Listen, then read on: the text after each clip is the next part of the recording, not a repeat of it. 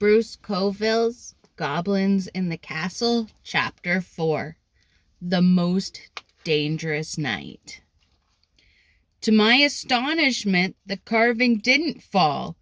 It simply hung in the air before my face.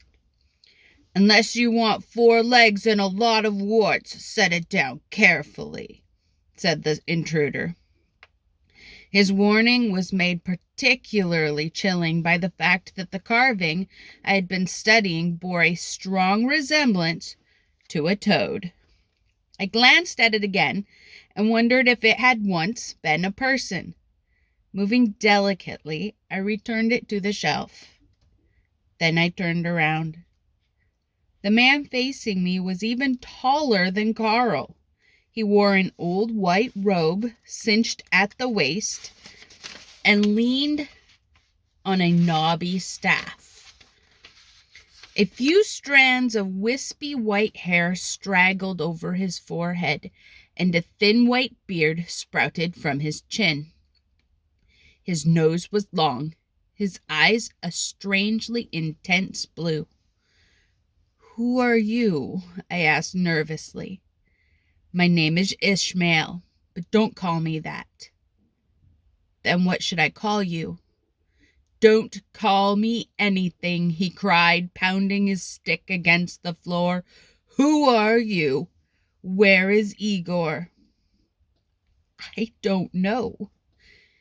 Ishmael looked startled. "You don't know who you are?" "No, I don't know where Igor is. I came to visit him, but he wasn't here." The man's look turned to one of anger. "What did you do with him?" "I didn't do anything with him." "Of course he didn't, you old fool," cried Ishmael, striking himself on the forehead. I wondered why he was calling me an old fool until I realized he was talking to himself. Shifting his walking stick to his left hand, he leaned forward and said, "Listen. What did you say your name was?" "I didn't." "Didn't what?" "Say what my name was." "Well, what is it?" "William." "All right. Listen, William. I want you to give Igor a message for me." "What is it?" "What's what?" "The message," I snapped, forgetting my fear in my impatience. "What do you want me to tell him?" "Who?" "Igor." The man looked startled. "Igor? Is he here? That's who I want to talk to." I sighed. "No, he's not here. That's why you wanted me to give him a message." "Right. Thank you for offering." He peered from side to side as if a spy might be lurking in any corner, then leaned his bony frame down so he could look straight into my eyes and whispered, "Tell him the most dangerous night is almost here." A shiver tingled down my spine. What does that mean?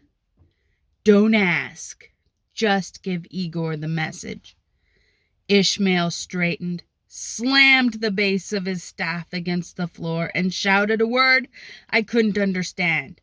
A flash of light filled the little cell, and he vanished in the center of it.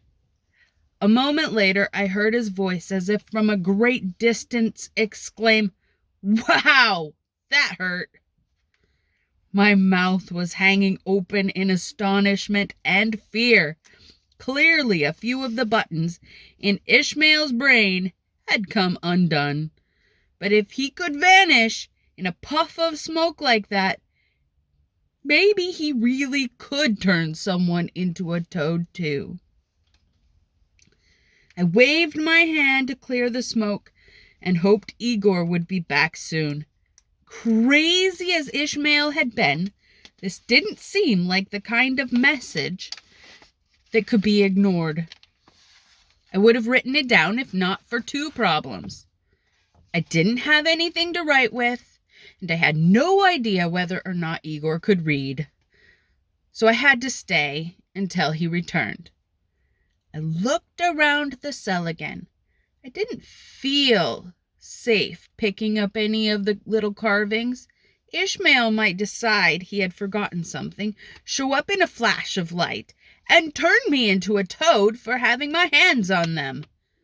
But the cell didn't have much else to look at, the only other items being a leather bag in the corner, a stack of unlit torches, a stone table and bench, and a pile of rags that I finally realized must be where Igor slept. It looked uncomfortable, and I felt a little sad to see it. I plopped down on the stone bench. It didn't just look uncomfortable, it was uncomfortable. After a few minutes, I got up and walked around the cell again. Where was Igor? I wandered back into the corridor. No sign of him, no clue as to where he might be. After a while, I lifted the torch from the bracket that held it into the wall and began to walk in the direction Igor had gone the last time I was down here. I passed several doors. I tried to open the first 3, but they were locked. At the 4th, I stood on tiptoe and tried to peek through the bars of the tiny window. I was not able to see anything, but for a moment, I thought I could hear something moving. I started to call out, then thought better of it. Suddenly, I heard another noise. It wasn't like the moans upstairs, nor the more solid noises I had heard the last time I was down here. This sound was light, almost tinkling. I walked a bit farther and realized it was made by running water. Intrigued, I began to walk faster. Soon, I reached a place where the floor disappeared in a gap 2 or 3 times wider than I was tall. A narrow stone bridge spanned the gap. About 10 feet beneath the bridge followed a dark stream. A set of stone steps beside the bridge led to the water's edge. After a moment's hesitation, I walked down them. A narrow rocky ledge bordered the stream. To my right, it led to a solid stone wall from beneath which flowed the stream. To my left, the direction in which the stream was running, was a tunnel. Ledge, stream, and tunnel extended in that direction as far as I could see by the torch's flickering light. I dipped my fingers into the water. Cold. I raised a tiny handful to my lips. It tasted fresh and clear. Was this where Igor got his water? I wondered if he used it for his sewer as well. Stretching the torch over the water, I saw sinuous shapes swimming beneath the surface. I considered following the ledge along the stream for a while, but decided to turn back. I didn't want to miss Igor if he returned.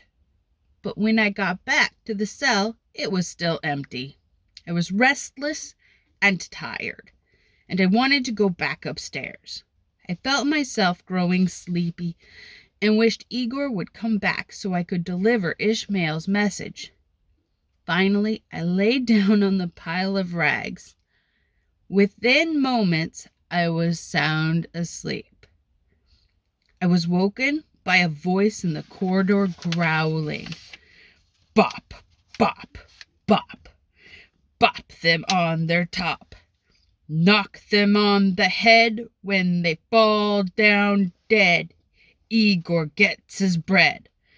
Bop, bop, bop, bop, bop, bop, bop. As the voice came closer, I realized that what I heard wasn't growling, it was singing. More specifically, it was Igor singing. I was glad he was back until I suddenly wondered if he might be angry that I had been in his cell while he was gone. A surge of panic gripped me. It was too late to run into the corridor and try to pretend that I was just arriving. Desperate, I burrowed under the rags that made up Igor's bed.